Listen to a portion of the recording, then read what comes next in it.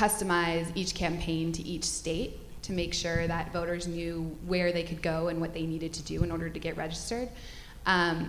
But one of the states that we saw the greatest success with in terms of driving that user data input was North Carolina.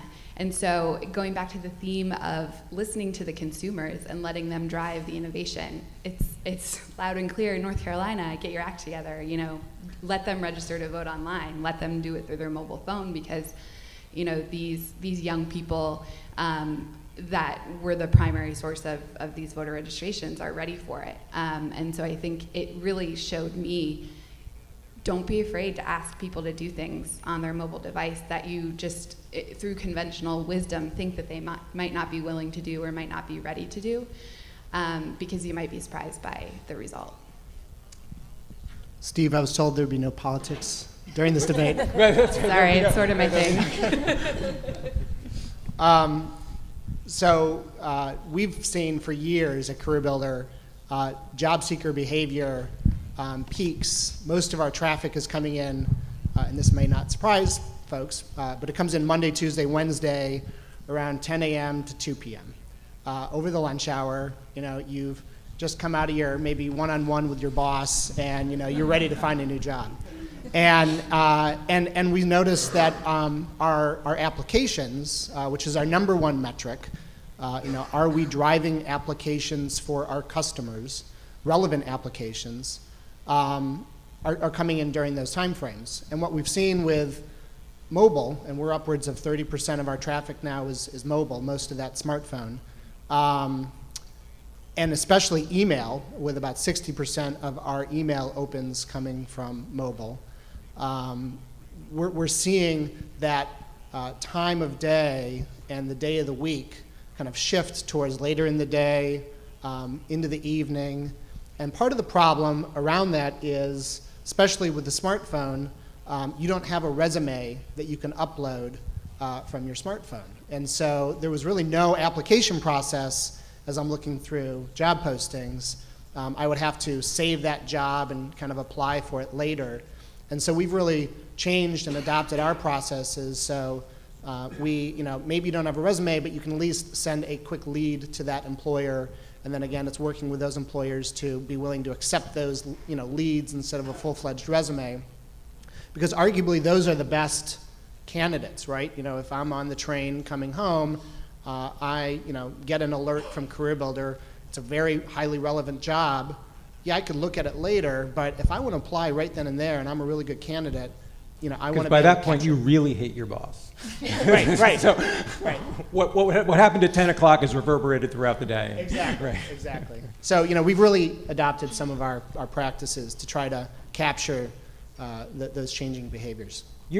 So, Randy, like Michelle, you're both seeing. And I wonder if all of you could reflect on this. You're actually seeing almost like a second at bat with your users that mobile's making available in a somewhat different mode with somewhat different functions. So again, what we're starting to see is this more granular and intimate understanding of what the path to purchase is. And an opportunity to get in there. Are the rest of you seeing something like that? Are you getting the sense that on mobile you're getting another shot at your user and you're expanding beyond the sort of the patterns that you had before? I'll start. For us, the ability to scan the barcode on a car, to me, there's no bigger indicator that someone has a level of interest in making that purchase. I mean, until mobile, we didn't have that capacity to do that. So that's a huge opportunity for us to sort of target that shopper and perhaps provide them incentives that they otherwise wouldn't have had offered to them. Yeah.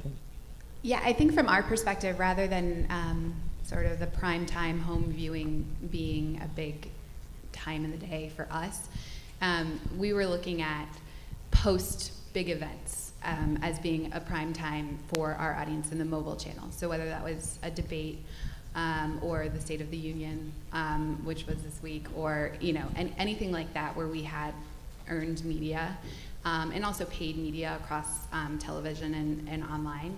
We knew that users who maybe didn't catch it or who did see it and wanted to read up on the news about what had happened were coming to their mobile device the next morning on the train, or while they were waiting to pick up their kids at school, to check out a video of Marco Rubio drinking out of his water bottle after the State of the Union, or these topical things and memes that happen that everybody wants to see and learn about. So that was the perfect time for us to be there and say, we want to reinforce what the president just said. We want to reinforce what he stands for and really get in front of those people. Without getting political and the messages itself,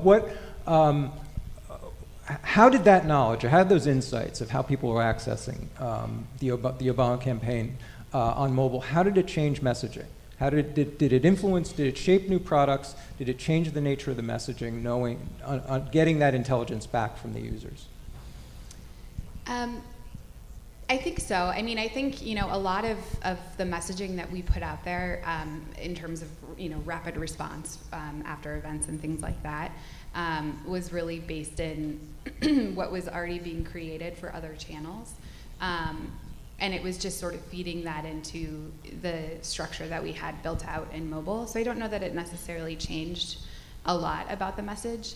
I think what really changed the message was figuring out who were the best people that we should be talking to in the mobile space and trying to create a more familiar point of entry into this process for them. So how did you find that piece out? Because that was the data collection piece, right? That's where you really were trying. Yeah. You were trying to use mobile to find out who these right people were.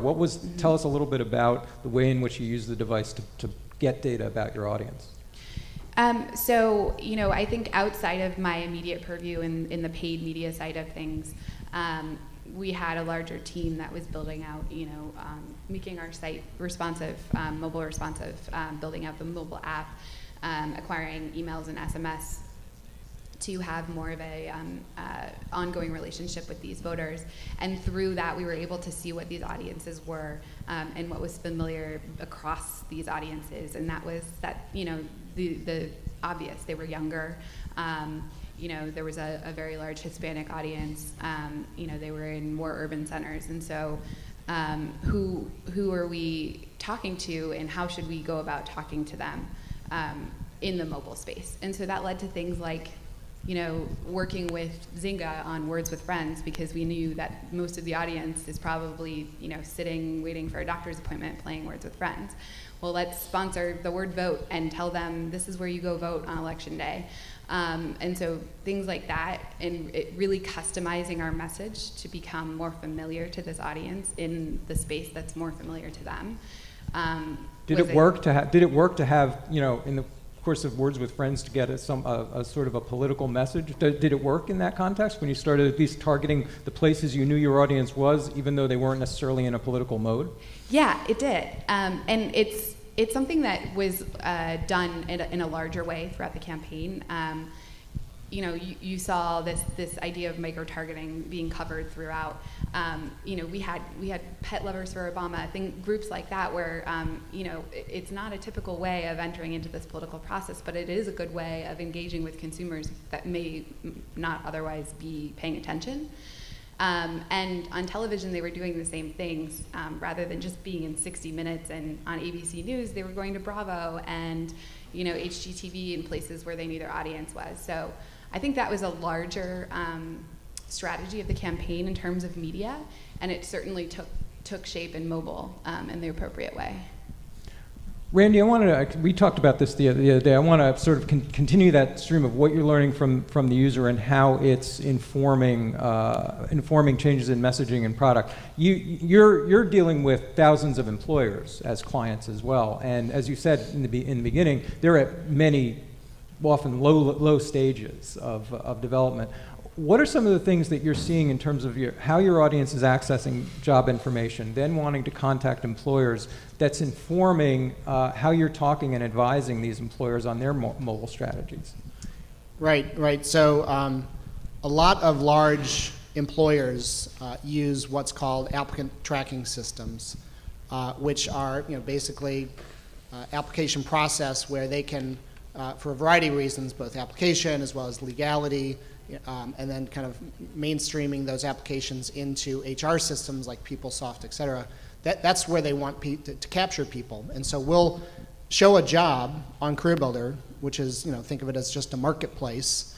And when I apply, I'm going many times being taken into these application processes, which can be very lengthy.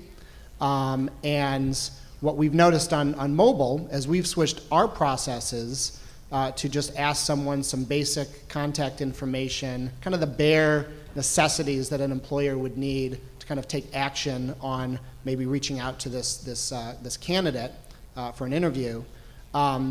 If that person on mobile, if they don't go through our process and the employer forces that candidate to go through their process, almost none of those applicant tracking systems, which are, by the way, 30 minutes long, and ask you, for your social security number sometimes, right? And you just want to apply for this job. If you're a good candidate, you're your bounce rate right there. And so there's 90% drop off.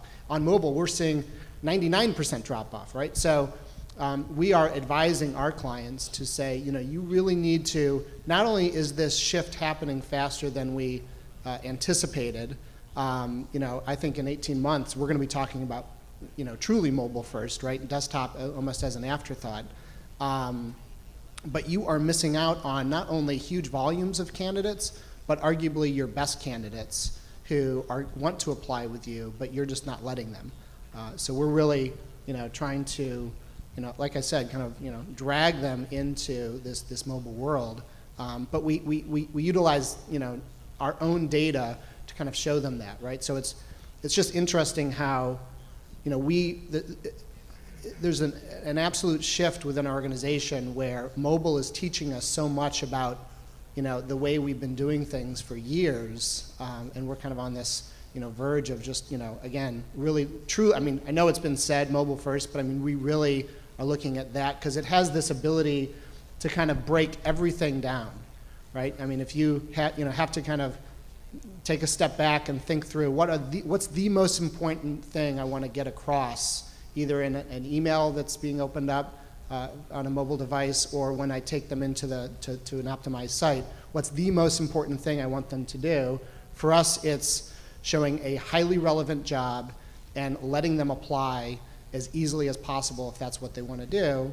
And sometimes I take a look at our website, our desktop, and I'm not getting that. I'm not feeling that as much. So I think when we launch our new tablet site, in just a matter of weeks, and as we start to revisit our traditional site, all of those learnings from mobile are going to permeate throughout. I love that point, and I wanted to see if that reverberates with some of the rest of you. That you're finding that in watching your customer closely on mobile, you're learning things that now you want to go back and reapply to your websites or your web experience. That exactly what Randy was talking about. That mobile has a kind of clarifying effect. It forces everybody to really get close to what that customer really wants from you right now and nothing else. Is that informing, as you go back and look at your websites or your general relationship with users, is that informing what you're doing elsewhere? For us, it absolutely is. I mean, we've so long focused on the core desktop experience that we haven't stopped to think, what could mobile teach us? And so we've got a few things in progress right now. I mentioned a future iPad app, and the way we're going about that is we're going about it with the intent to learn from our consumers, so we can inform the desktop experience, because we know, as you mentioned, that in 2 years this is going to be, everything's going to be touch, everything's going to be a completely different experience. So I don't think we're learning as much as we would like, but we know that there's a huge opportunity to learn, and we're hoping that a new experience, a new mobile experience for AutoTrader will drastically change how the business views the core site today. Michelle, are you getting that yet? Yes. In our case, the hope is to make the desktop and the mobile experience as seamless as possible, especially for those who already know the brand and they know the magazine and they are familiar with the website. Currently on the forrent.com mobile site, it is a separate developed website, which may not necessarily share the same look and feel of our desktop. However, we have started implementing responsive design on one of the websites that we are launching pretty soon for off-campus housing, and utilizing responsive design. And we are seeing some positive results. It's in beta. And you know, just seeing how familiar people are with desktop, and even if they continue that process in their mobile, they know. And we are seeing some positive results on that. Whether we are pushing that on the front.com, you know, that will probably happen. You know, it's a larger initiative, but if we are seeing our consumers are telling us that their experience throughout the process and navigation is a lot better with responsive design, then we will definitely follow suit. David? Yeah, so Grainger's known for these really large catalogs, thousands of pages, bigger than telephone books. And customers are really now interacting with their brand through their mobile device. Instead of going to the catalog, they're now picking up their phone. They're really using that as the first interaction with our brand to find the products and to basically create lists of things that they need. Because for really large corporations, there's a procurement process where they might not be the final say in the purchasing cycle, but they initiate it. They're the ones who know what they need. So they're interacting with our brand in a way where they start that journey with the mobile device, and then it eventually goes down the line where it closes on the desktop.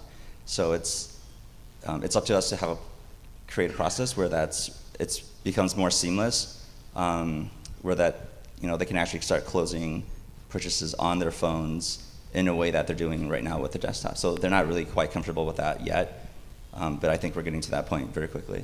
Is seamless mean the same? Is it synonymous with the experience being the same, or that, this is sort of a responsive design question, is responsive design the answer to some of this, where it is pretty much the same experience all across, or do the different, you know, as we started with Bon talking about different contexts in many ways, or different modes of use? Are you guys thinking about or talking about different designs that are really aimed at different modes and times of the day, even though you maintain some sort of link and synchronicity and synchronization with the rest of the experience? Randy, I think you're doing this with tablets, right? Yeah, so the way we're kind of approaching it is, again, most of the desktop experience is during the day.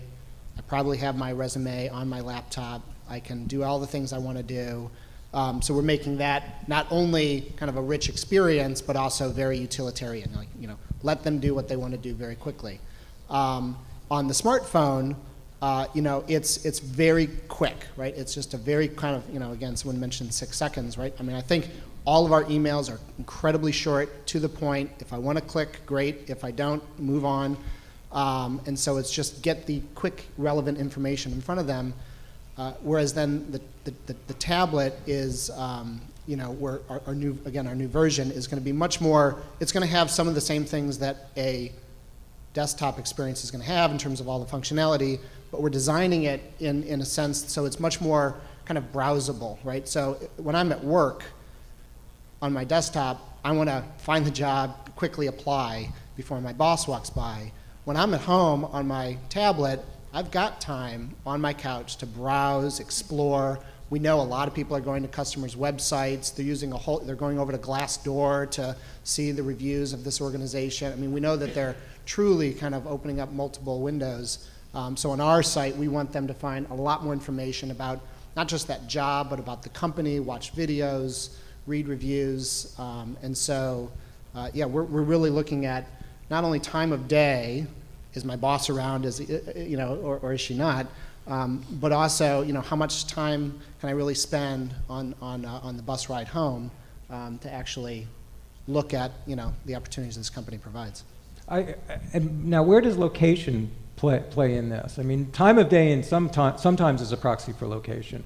But Melanie and Michelle, I think of your apps as I think of your brands as brands that would be very location sensitive. I mean, I think of people needing to use them, you know, out on the car lot or while they're out looking for apartments. Where is location playing into the mix here and understanding what your users want when? Is there a real big difference for you? So right now there's not, but we know that as we start to develop more products, location is very important. And as we start to look to the future, we know that enabling, so we have two customers really. We have the consumer that's shopping for a car, and then we have dealers. So we're also looking at, sort of, excuse me, location-based things that dealers can do, when they're at the auction, to go ahead and take pictures of the car and upload it immediately, those kinds of things, to facilitate the process and getting them, to get shoppers to start viewing the vehicles as soon as possible. So we know that, our dealer customers are doing things sort of at will, at auction, on the lot, as they need it. And then shoppers are definitely, location is very important. So being able to, if you're looking at a vehicle and then being able to search, nearby vehicles that are very similar, or to find other dealers that are close by. It's definitely informing what we do. We do a lot of research on dealer lots to sort of help with attribution, so we're learning through that channel as well.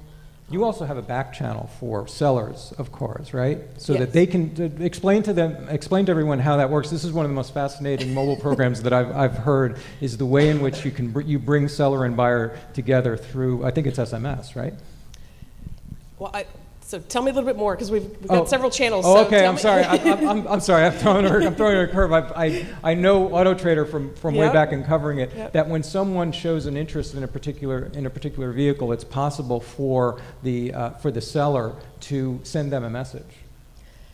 A little bit. We're doing a little bit of that. Yes. A lot of what we're doing that we are beginning to implement on mobile that we haven't done, on our core site today. We really bring buyers and sellers together. So we're also looking at disposal. So sellers that want to get rid of their vehicle, and how do we tie those people together more quickly.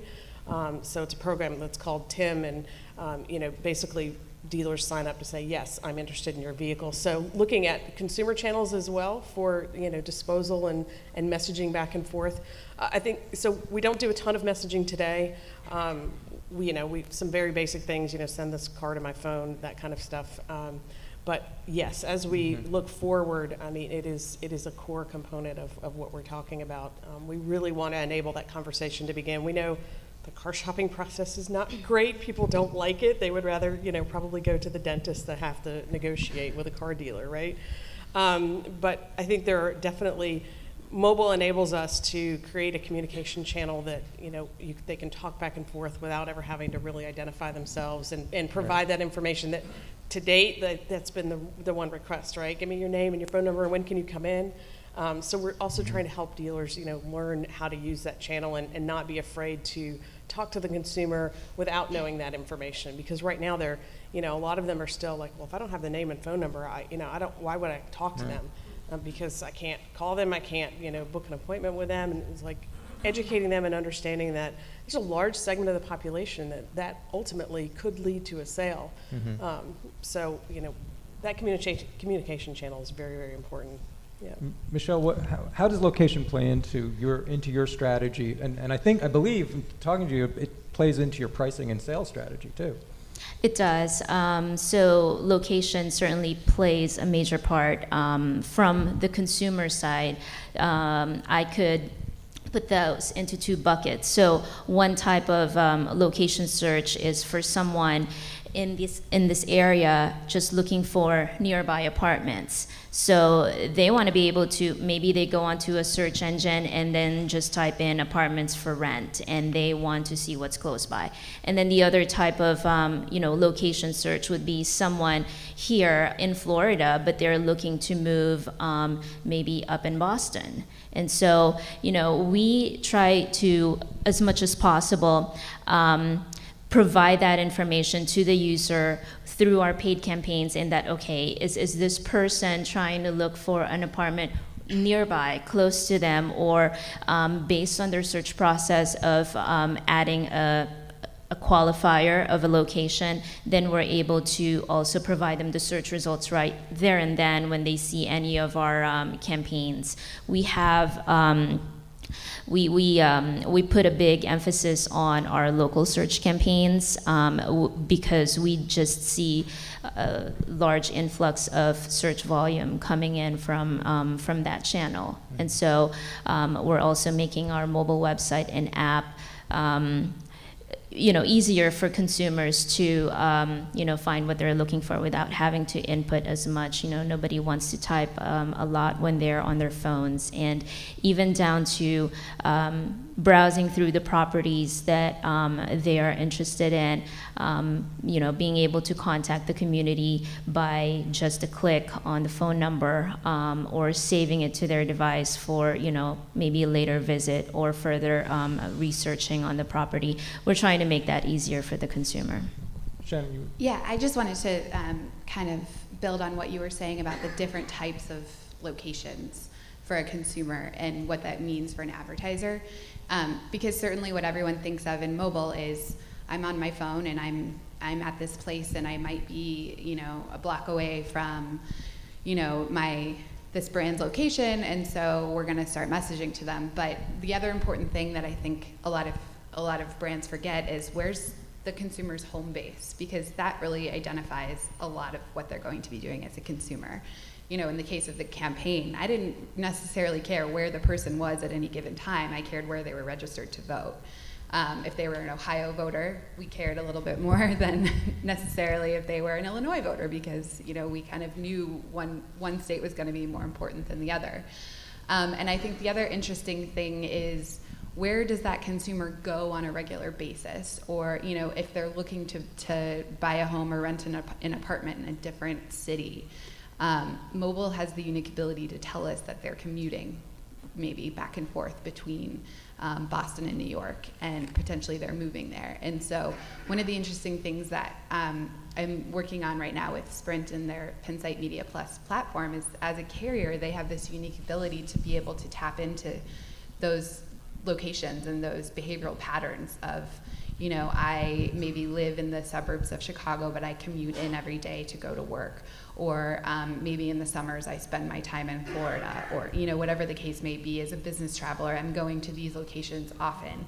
And those insights are very unique to mobile and very unique to carriers, to be able to inform advertisers' strategies around how they talk to their brands and who are relevant audiences to be talking to. David, I want to move to questions. If any of you have questions, please keep them in mind, because I want to get to that, get to Q&A in a sec. David, what is your frustration with gathering intelligence? I mean, we're talking a lot about what you can get out of mobile, but what are some of the frustrations with over the data you can't get or that you want to get? Right. So, I mean, as a digital marketer, we're given $1 and we're supposed to return $1 plus X amount, right? So more than what we're given. And Bon touched upon that. The direct revenue that we get from mobile, it's just a fraction of what the actual value is created. So people search for something on their mobile phone, they click on an ad, or they just see it, they go into your store, or they click to call, or they find a location, or they somehow convert or interact with your brand, not direct revenue. So it's, how do we quantify that value? Right now, it's extremely difficult. I've seen numbers floating around that are sometimes arbitrary. There's the Adidas number. How do they actually calculate that number? 20% of people who find a store, they actually go into the store. 20% of those people convert. How did they get those numbers? That's something that we're trying to solve for right now. And then on top of that, there's a branding component as well. So there's a lot of unknowns right now, but they're critical in kind of moving it forward from an investment perspective. Let me open it up for questions. Anybody have any questions of the panel? Yeah, oh, we have a couple. Start back here and then we'll come up.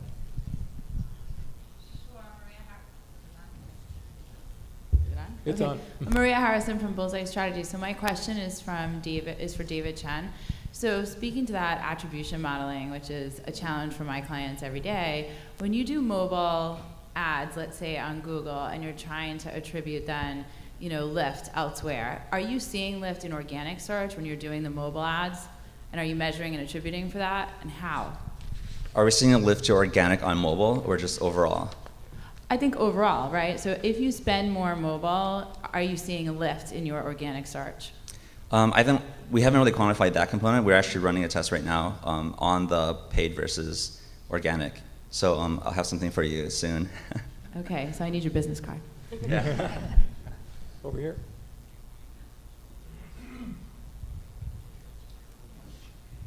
Yeah. Hi, I'm Warren Zana with Dealey. So I heard a lot of you talking about developing mobile sites, going, mobile first, et cetera, and the mention of, responsive development, which we're doing a lot of too. I was just curious to know, with complex sites where people have to fill out forms or make purchases, how is the responsive development strategy working? What are you encountering? What are you learning? Because this is a really important thing right now for a lot of people when they're trying to build out for all those platforms.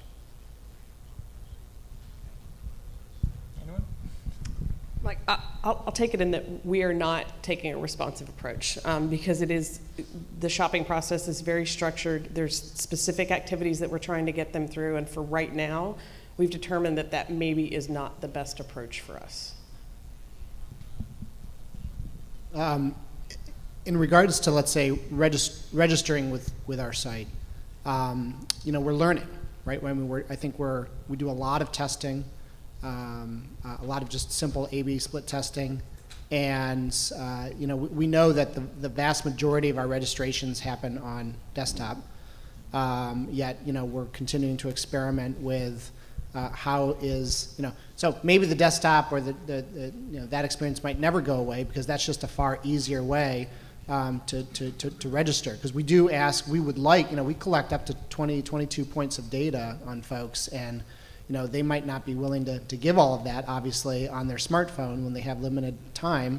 And again, there's the resume, right? If we can take that resume, and traditionally, if it's in PDF or Word format, we can take that and dissect it and kind of use that and put towards your dossier so we can speak to you more relevantly. And we haven't cracked that code yet on how to, there's things like Dropbox and other things that I can maybe access to upload my resume, but I mean, when I say mobile first, there's a caveat, right? Because I think it's not, hey, we're going to launch mobile first and then everything else is going to, I think there's just all the learnings that we get from mobile and thinking about our strategy as if all we had was mobile, and then kind of layering on the different things that would apply to different mediums.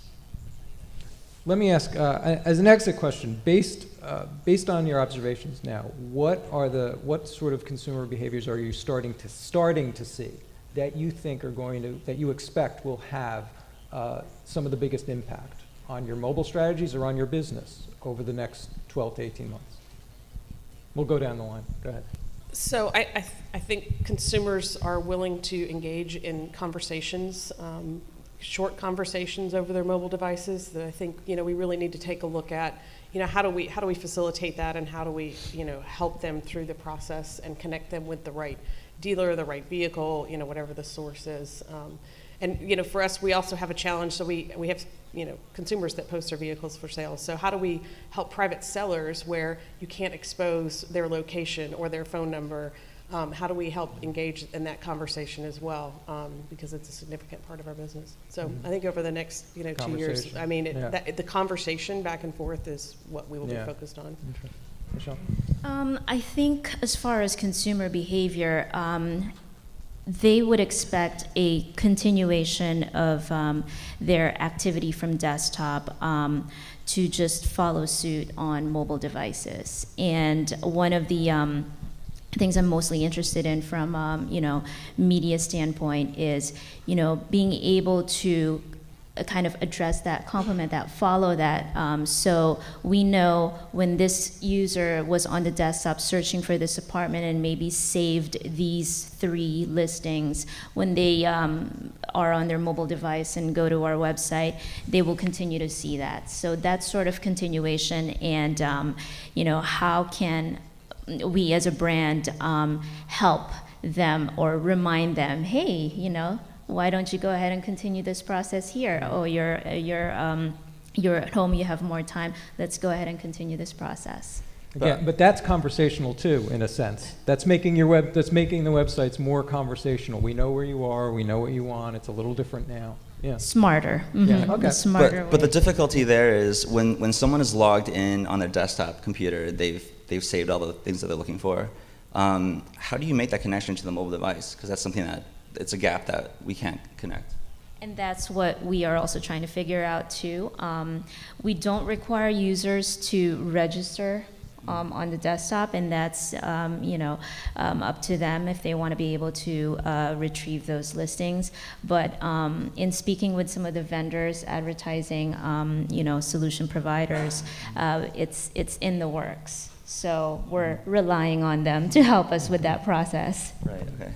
Go ahead, Ben. So for us, it's partially the technology that's available on mobile that's unique, at least how they interact with versus desktop. So being able to search through voice instead of typing in on your mobile device, being able to interact with your mobile device via like videos, looking at product reviews, watching those videos instead of reading about it on your mobile device. It's kind of leveraging how people are interacting with the new technologies that are coming out and making sure that we provide solutions for them to make the experience a lot easier for them. Sure.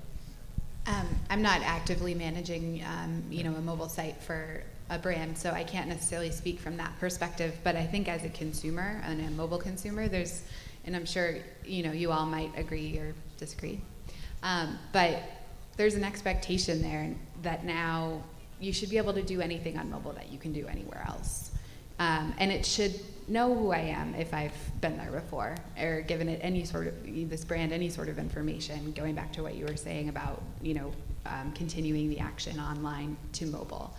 And it should be easy and simple and seamless.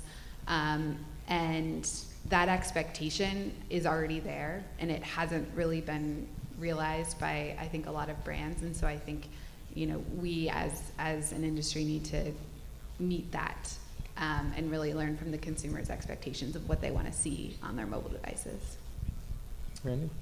So I'm asked to come in and speak to a lot of our customers, and one of the first things I ask them to do is take out their phone, or I'll give them mine if they don't have one, and apply for a job on their own career site.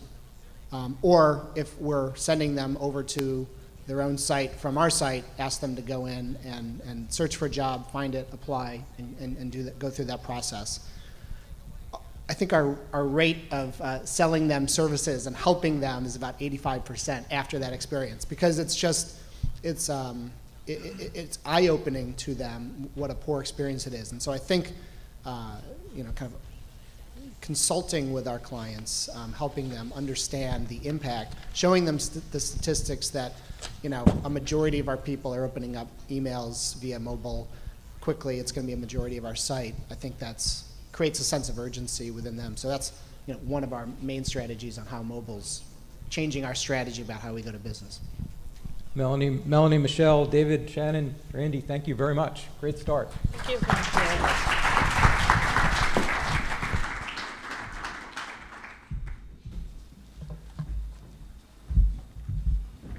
And let's see. And talking about a brand listening to its users. Do we need to swap Jonathan's laptop in? Rob? Okay. Why don't you come up?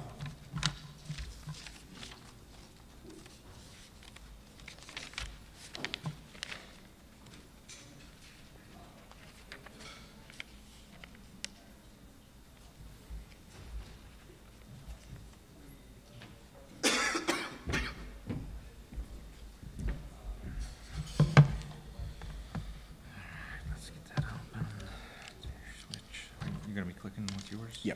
Okay. Which monitor is it going to be? It'll be on both, I believe, the outsides. I get it. It's the same. Yeah, I got it.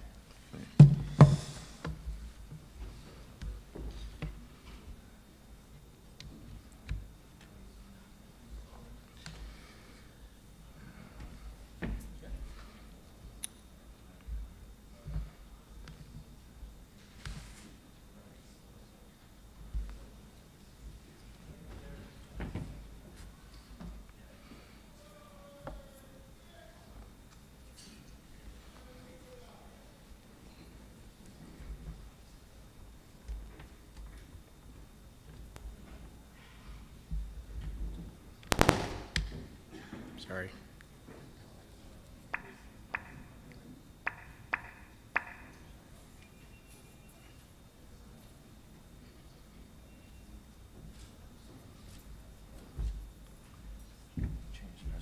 for your secondary monitor.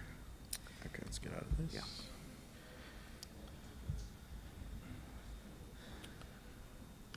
Perfect. Displays.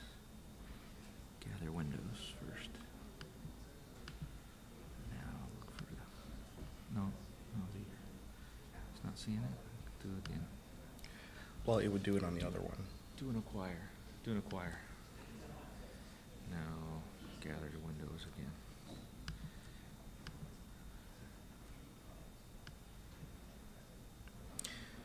You know what I could also do? Do this. Let me not mirror the displays. Okay. How about that? We could try it. Go ahead and do a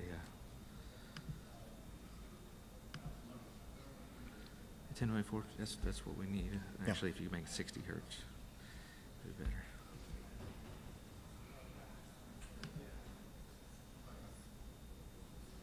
Confirm.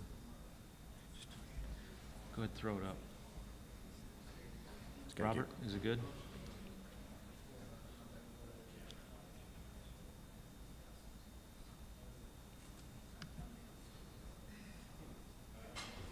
Okay, put something up. No. I don't understand why it's. No, you know it's, what? it's, Here. it's detecting it.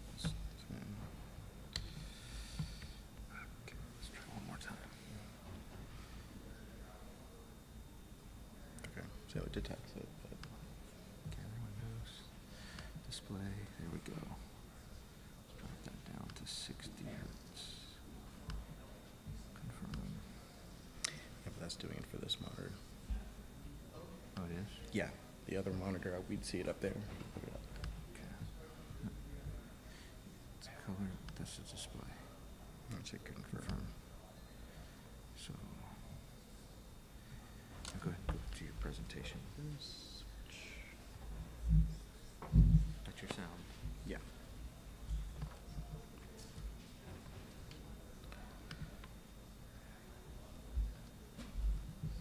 Problem was it was coming in really big and fat.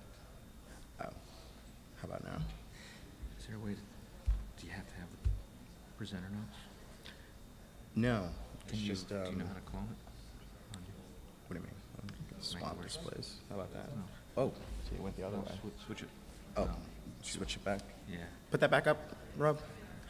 I think we got it. Okay. Now you gotta go to. Wait, hold on. I think we got it now. I think we got it. Sweet. Yeah. Success. There we go. All right.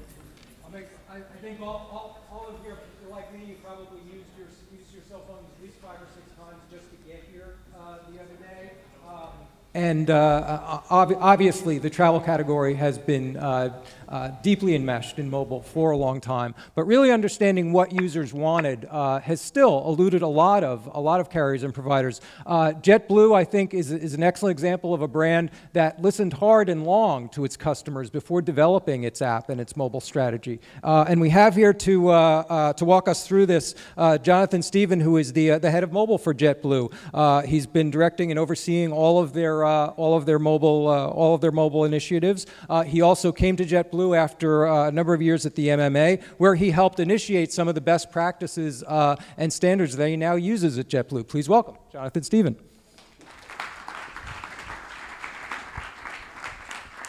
Good morning, everyone. Thank you. Thanks, Steve, for inviting JetBlue. Sorry for the mix-up in the technology. We fly people. We don't do technology. So today I'm going to talk a little bit about or a lot about mobile specifically. My role at JetBlue is head of mobile, and just most recently, we've now started a new group called Mobile and Emerging Technologies. So that's the group that I oversee now. And the biggest reason of that is, you know, with the airline space changing, so many people using so many different devices, the idea is how can we embrace some of this technology and enhance the travel experience.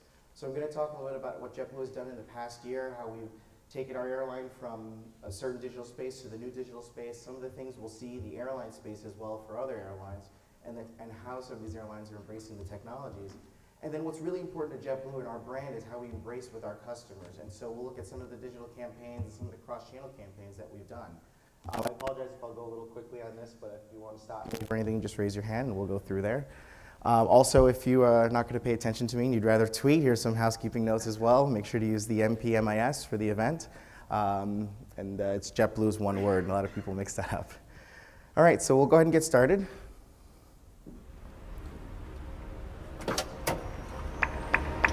Hi. 23rd and 3rd, please. 23rd and 3rd. Yes. 57th and Madison. Okay. Have to go to Penn Station? Okay. Oh.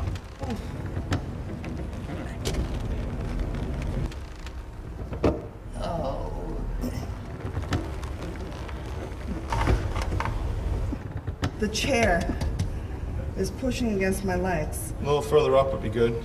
You have a standard amount of legroom, sir. Nah, I'm 6'3". I need more leg room. It's only a short trip. How much space do you need? Do you want to come look at the back? Do you want to see how much legroom there is? I'm hot, I'm cramped, and we haven't even left yet. You might be more comfortable if you move the seat to the upright position. Can you move the seat up? You hurt my leg. My legs are right here, sir. You know, move your chair forward. Can you move this forward? I've never gotten in a cabin been treated this way. Open the door. Open the door. Move your seat up. I can't do this.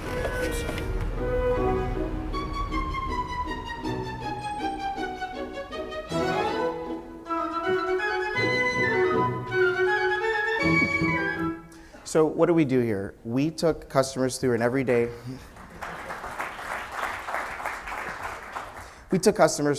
situation, but what we did was we put a little twist. We tried to take some of the attributes of other airlines and try to treat them as they would in a cab. And we noticed that customers were very disappointed about this, and they had come to a certain expectation of what they should get when they're traveling.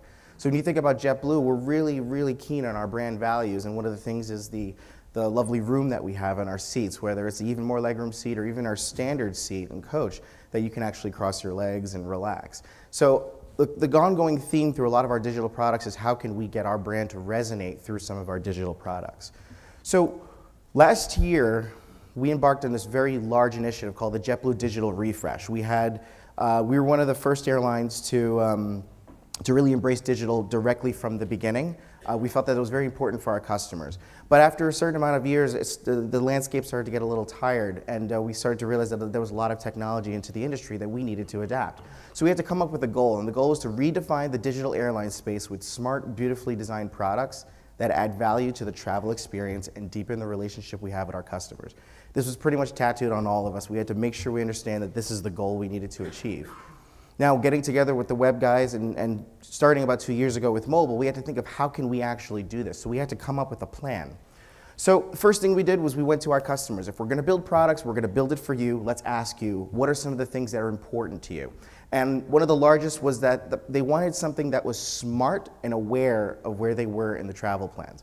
You know, when you think of all these devices today, they can do so many different things, but are they really smart enough to enhance the travel experience, to know where you are and to deliver that relevant information to you wherever you are throughout the travel ribbon? And we'll talk about that in a second.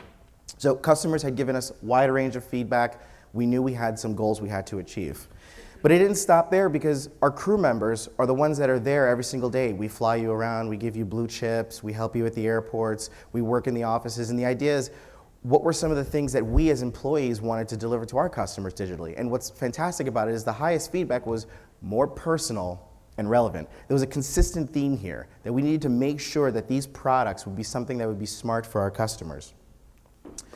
So the next thing we need to do was take all of these requirements and understand, what does a traveler do from the time that they book to the time that they get to their destination? That path is called the travel ribbon. And it starts with the pre-trip and ticketing. So starting from booking your flight, this needed to be an inspirational experience. We needed you to come to a certain digital property or website or mobile app where you'll be able to be inspired and book your flight. And it doesn't stop there, because once you've booked, the next phase was pre-travel. So you've booked your travel, you possibly need to get a hotel, you need to find out what you're going to be doing at the destination. Next step would be the in-flight service, or even, going before that, pre-flight travel. That also includes being at the airport as well, perhaps some of the amenities that you would be able to take part of at the airports. Then when you think about in-flight, you're actually experiencing the JetBlue experience. You're actually flying, or you're tasting some of the Kool-Aid that we serve to all of our customers. And then when you're done with your flight, there's destination management. Perhaps, we've landed here in the beautiful Captiva, so we need to find our ways. I use my phone to get from the airport to here, and it worked just fine. And then all of this, if achieved perfectly leads to rebooking. So when you look at this travel ribbon, there were key areas of where we needed to make sure that JetBlue was affecting our customers. And the reason why that's important, specifically for mobile, is because in the past, the largest influence airlines had on their customers was when they're in the plane. Now, with mobile, what's so amazing about that is we can affect the customer through every single part of the travel ribbon, starting at home, getting to the airport, being at the airport, looking at some of the amenities that are in the, some of the concessions that are in the airport as well. Even on the planes, perhaps some of the airlines offer Wi-Fi. We are offering Wi-Fi soon. But the idea of that mobile can affect the customer through every single stage.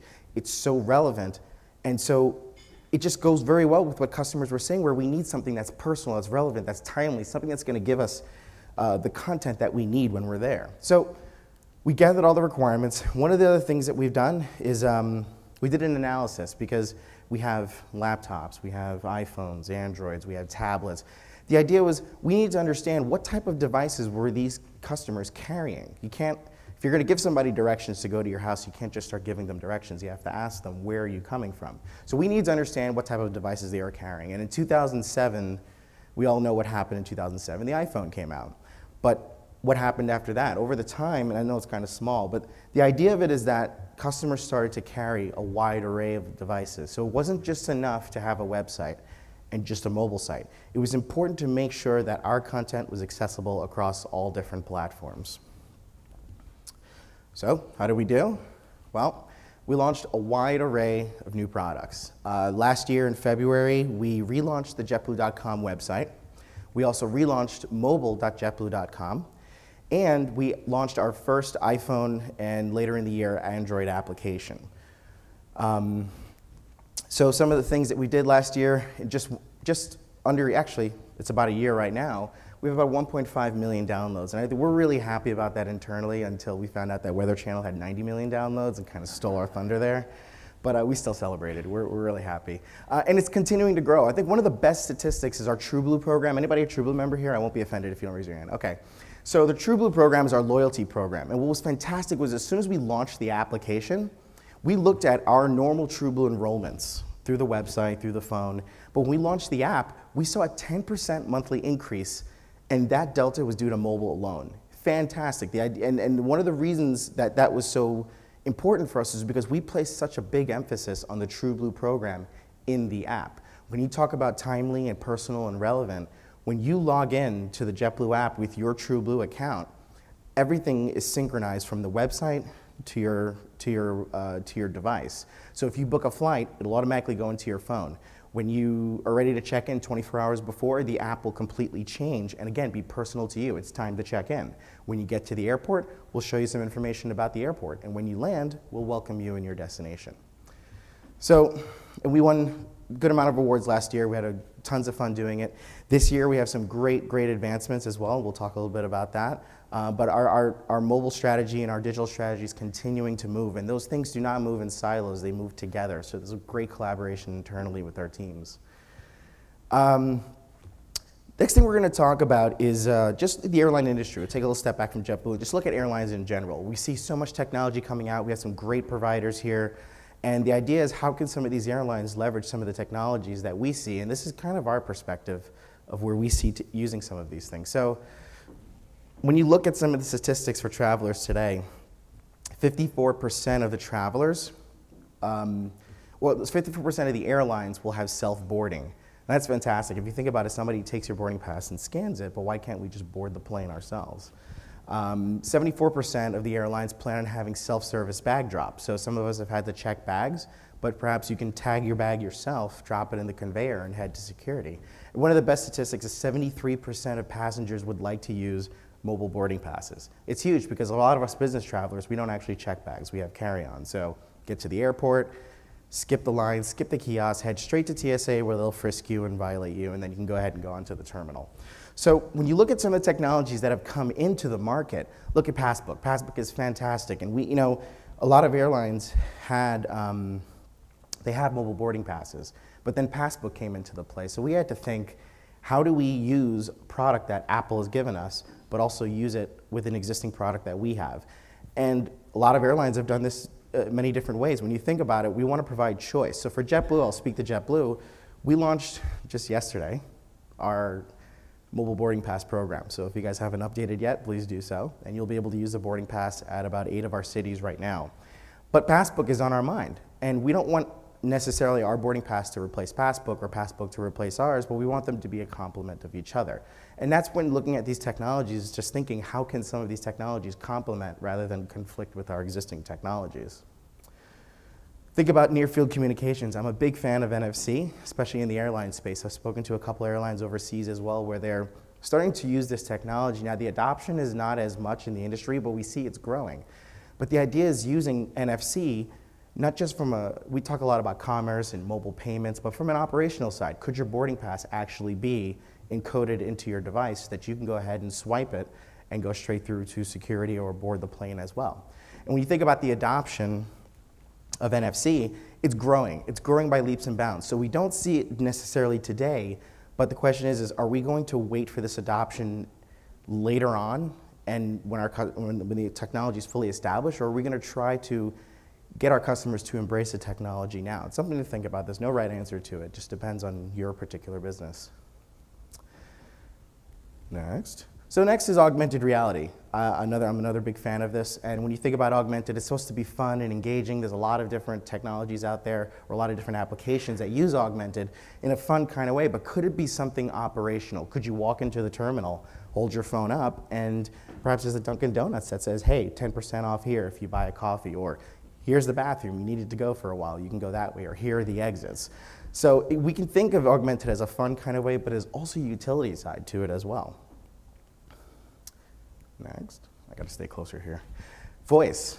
Somebody mentioned voice today, and it's really important. When, for JetBlue, we're big on accessibility. So sometimes our customers may not be able to see or use our digital products in the original way we've designed it, but is there a possibility to use voice to just make the bookings and say, hey, I want to go from this destination to this destination, and the devices talk back to you? When you think about Apple putting so much innovation into accessibility, capabilities are there.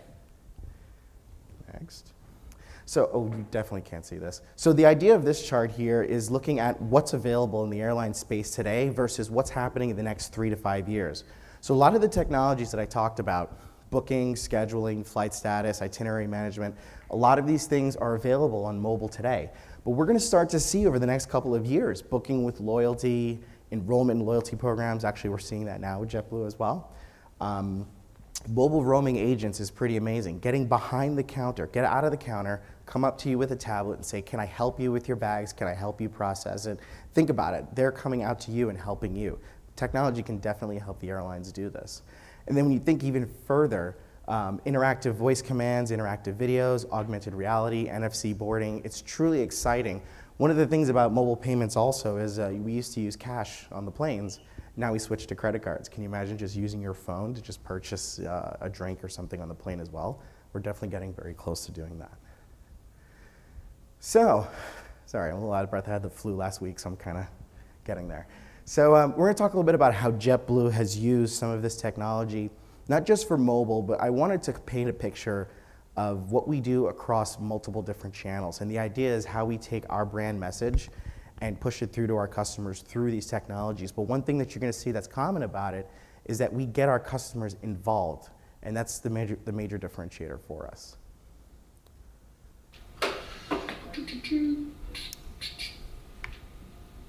Oh, no. Oh, that's not working. That's not even at all. When JetBlue first pitched me to be the face of their Getaways brand, naturally I said no. I mean, what in Sam heck is JetBlue Getaways anyway?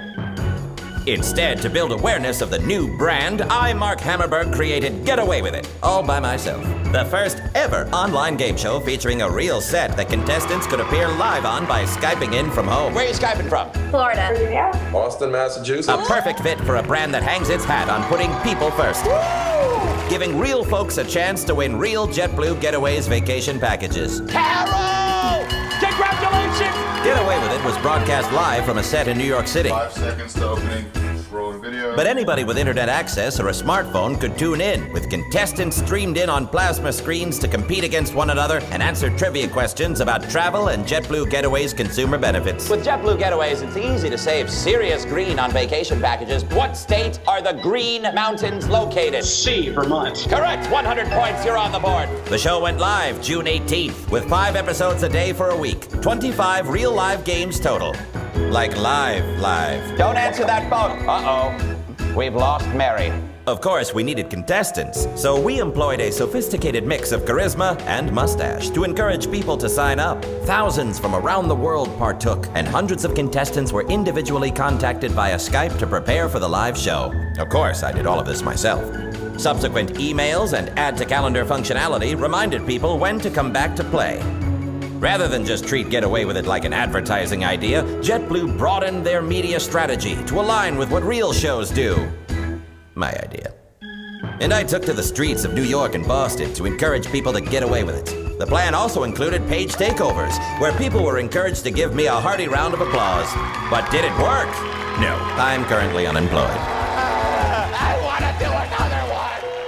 However, the media picked up on us almost immediately, and for every person that appeared on the show, we had 100 more that signed up and wanted to get on. We have tweets coming in again. Love me a tweet. I am willing to trade my left leg for a spot in Get Away With It. Some even wondered if they could be witnessing the future of gaming. It's trademarked, people!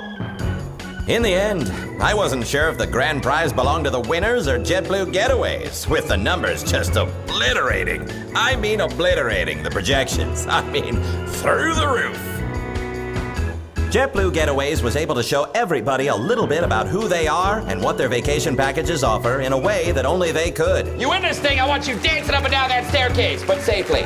Congratulations! By putting real people first. You're getting away with it! Thanks for watching. So one of the things we did was we had this division of our company called JetBlue Getaways, and it builds. Anybody know JetBlue Getaways? Okay, so one of the things we had to do was build the awareness of it, so we have to do a little more this year. But the idea was we needed to build awareness around this program, so we launched a large campaign where we had our customers actually involved in a live game show.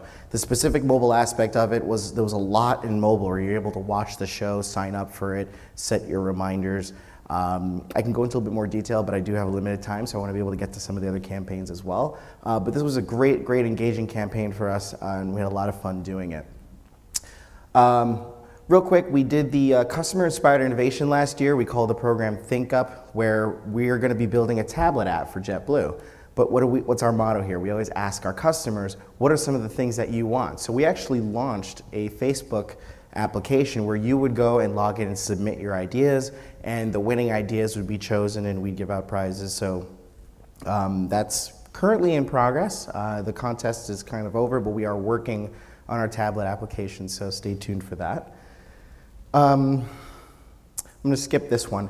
I'm going to go to one of the next ones as well. So this one was Unbusy Busy People. So the idea about this one was we have so many business travelers in some of our markets. How can we tap into some of these business travelers? So we wanted to create certain games that when they're running in the cab, in the office, and they're running around, we wanted to catch them when they're downtime, when they're possibly sitting at the airport, but how could we insert a little JetBlue into that? We created some games for them to engage, and then they would also receive points as well for engaging in some of these games.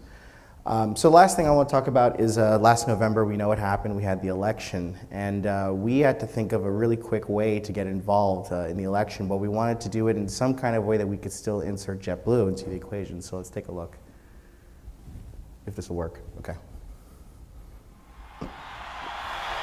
Lots of promises will be made this election season. JetBlue is making sure at least one will be kept. If my candidate doesn't win, if my guy loses, I would seriously consider leaving the country. I would go to Mexico, Barbados, Jamaica. I would leave the country. If things don't go your way, don't worry. Here's your chance to get out of the country with a free flight. Taking the wife, the dog, the cat. Sayonara, adios. JetBlue presents Election Protection 2012. This November, live free or fly. Of course, the truest form of election protection is to get out and vote for real on November 6th. Go vote, but vote with us first. We have prizes. So some of you are still here, so obviously I don't know if you guys all voted for Obama, but we did fly people out of the country, but we offered them a round trip ticket to come back. But we wanted to think of something playful, something that, you know, with the election, how could we be relevant but still get our customers to know that we're there and we're thinking about them to the current events that are going on. So specifically to mobile, we see some great statistics here. 38% of the site engagements were driven from mobile. So we know that most of the people, when they're out and about, we had a lot of road shows in New York City, and people were able to go to their devices and see this campaign as well. They were able to place their votes through their devices as well. And notice that the average time that people spent on the mobile device was 2 minutes and 4 seconds. You can't get anybody to do anything for 2 minutes and 4 seconds these days, but we saw some great engagement there, had a lot of fun with it. Sorry for rushing through this, but I appreciate being here, and if you have any questions, please let me know. Jonathan, thank you very much. Any questions about, yep, Chuck.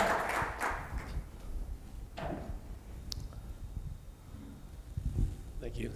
Chuck Martin with Media Post. I've got a quick question. If you could talk a little bit about location. A lot of people here have flown JetBlue. A lot of us flew it here. And the issue, and people have probably seen this going through any of the busy terminals, and it's with all airlines, we're checking in with JetBlue, people are running and saying, where do I do this? Where do I do this? And it's kind of blatantly obvious, but they still ask, and your agents are running everywhere. Trying to answer the same question 30,000 times a day. Can you talk a little bit about specific location? How soon is it going to be, and what is it going to look like for JetBlue and others for self-check-in? How precise can the location be so that when someone is going into your check-in, it says, go here and get your boarding pass. Okay, go here and drop your bag. Can you talk a little bit about that? So we're looking at location as a phased approach. I think specifically you're talking about terminal maps. So once again, my shameful plug for the new version of the app being out yesterday is that we've added terminal maps. So our terminals are not generally that complicated, but still people feel that comfort that they have the map. And I think we're gonna go a step further and do wayfinding, where that little blue dot will say, you are here. Here's your gate, just walk this way. And it's almost kind of like holding their hand to that next gate. Some people need that, not all of us need it, but the idea is we have to be able to adapt to all of our different customers. So it's a great question. We're constantly looking at ways to do that. Dan, stand up. Tell us who you are and where you come.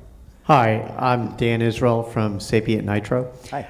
My question is, how critical is it to have the loyalty piece as part and parcel? So do you think you'd have as much success with the mobile app if you didn't have the loyalty component? And in terms of usage, is it like 80% of existing JetBlue customers versus, you know, an acquisition tool?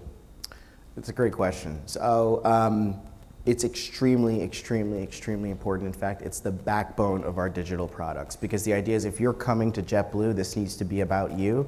And I don't really know who you are unless you can log into the website. And I can go a bit deeper, but the website and the mobile application changes shape. You can still use our products if you're not a TrueBlue member. I don't think we wanted to alienate the once or twice a year flyers.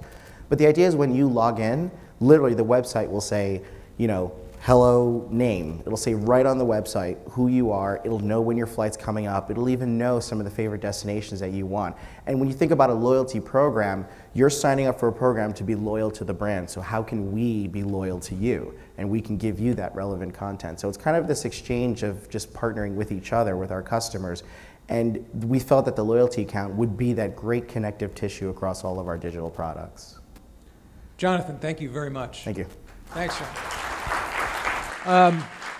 Where's Maria and her panel, if you would come up? Jonathan's in that unenviable position of being one of those brands that everybody at a conference like this besieges you with suggestions and why can't I's, right? He loves it. It's all great feedback.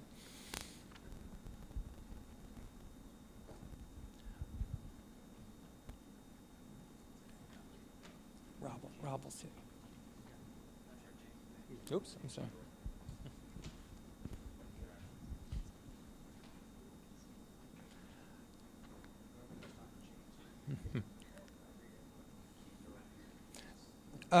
Mobile has, interestingly enough, I find this fascinating. Lately, mobile has come under a lot of heat over creative.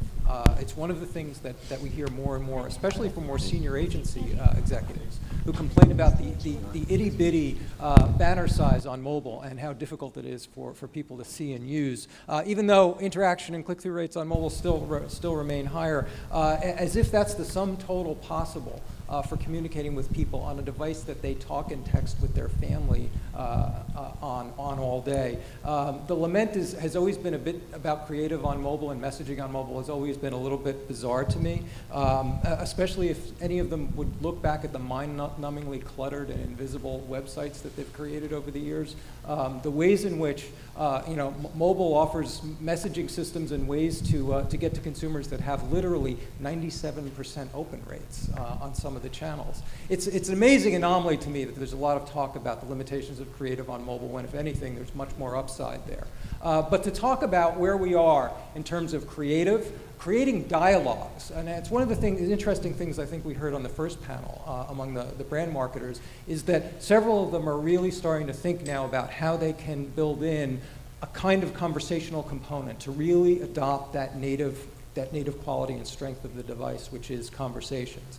To take the lead on talking about developing dialogue through creative and through messaging, we have with us Maria Harrison, who's a partner and also one of the founders at Bullseye Strategy. Her company has worked with brands like Fox Sports, Visual DNA, Exceller. She's also just drove across from the other side of the state. She's based in Fort Lauderdale. Please welcome Maria Harrison. Thank you. Thank you, Steve. So I think you gave me a great intro. So with that, I'll let the panelists take it away and intro each of themselves, and then we'll jump into the discussion. So, James. So I'm James Citron. I run a company called Mogreet. We're one of the largest text messaging companies in the country, but what we're known for is actually video messaging and MMS. So I know the topic in this panel is about how do you create a better dialogue with your customers. We believe the natural evolution of messaging is about delivering pictures, video, and richer forms of content, and that's predominantly what we do for large brands. I'm Ben Gaddis. I lead the innovation lab at T3. T3 is a creative agency, and we simply believe that technology is kind of the key to unlocking the potential of brands, particularly at this day and age. And so in the innovation group, what we're focused on, we've got about 40 creative technologists who are trying to get out in front of some of our clients' problems and figure out, what technology challenges are they going to have? How do we create new products, services, offerings? And we do that for clients like UPS, JP Morgan Chase, Coke, Sprite, Microsoft, to name a few. I'm Keith Johnston. I feel like this is interrogation. I work at Butler Shine Stern & Partners. We're a full-service creative agency. I lead the technology group, which for the most part for me is looking for finding the customer journey for each brand, figuring out what the digital thread is that can tie the campaigns with their products together, hopefully finding some white space along the way. For clients like Priceline, Mini, Columbia, so for example, for Mini, that could be something as simple as a campaign execution that's a mobile ad to something that's a little bit more sophisticated, like what we call the mobile advisor for them, which is how you sell cars, which is a much more complex integration and activation all in itself. My name is Angie May. I'm the Vice President of MS Digital. MS Communication owns 24 radio brands, and my job is to evolve radio stations into the digital space. There we go. I'm calling this an evolution because we are content creators and messengers by nature. We've been doing it for 30 years, our company has, and we're really good at having that conversation.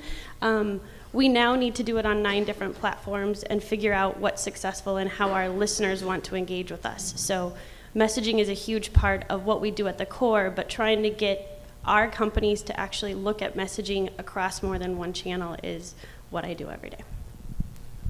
So thank you. So to try to pick up on some of the things that we've already talked about here this morning, we heard from YesMail this morning and how they're designing email to be more mobile friendly and to really work on the mobile device. Coming from a digital marketing background, when we personalize in an email, some of the things that we did very early on in email personalization was to dynamically insert your name, right? So all of a sudden you got emails that said, "Dear James." Whoa, exciting. So in the mobile space, what can we do to really personalize the experience? How can we, in a text message, a video message, an app, what are we doing that's personal and that's getting people's attention to stop and say, hey, this brand really knows me and cares about my experience? James, you want to take that? Sure. So the beauty of messaging, let's say vis-a-vis an email channel, is actually a two-way dialogue. So when you get emails from a brand, they don't typically ask you, hey, reply back with your thoughts. The beauty of text messaging is you can actually do that. I'll give you a good example of this. Converse recently did a campaign through us where they said, we want to see how people are actually wearing their Converse. And if you actually text in a picture of your favorite Converse moment to a short code, we're actually going to give you a coupon and show you the latest styles. And maybe one of you we're going to send to South by Southwest. Very different from a lot of user-generated content submissions where you might get tens or hundreds of submissions. They got tens of thousands of people sharing these incredible Converse moments. People at weddings taking pictures, the bride and groom wearing their favorite Chuck Tees. And it showed them a lot of different ways that Converse is actually being used by their consumers, and they can use that information to now message that audience. You've got your next major event, here's a Converse shoe that fits for that. So I think that's a key thing to remember. It's a two-way conversation. Yeah, so I think that's a great example of a campaign. Ben, you, I think, just recently launched a 7-Eleven app, and you have a call for a login and a creation of account there. So if I create an account inside that app, what kind of personalization could I expect to receive? Well, the login is a lot about coupons, and so we've got go download the app. We've got lots of great coupons, free coffee for joining, and all kinds of great stuff. But we want to know a little bit more about our customers, and that's one of the things that we're really focused on with the login. But even before you get to the login, I think the personalization doesn't always have to look at information that I know about you. It's more information that we can garner from what you're doing.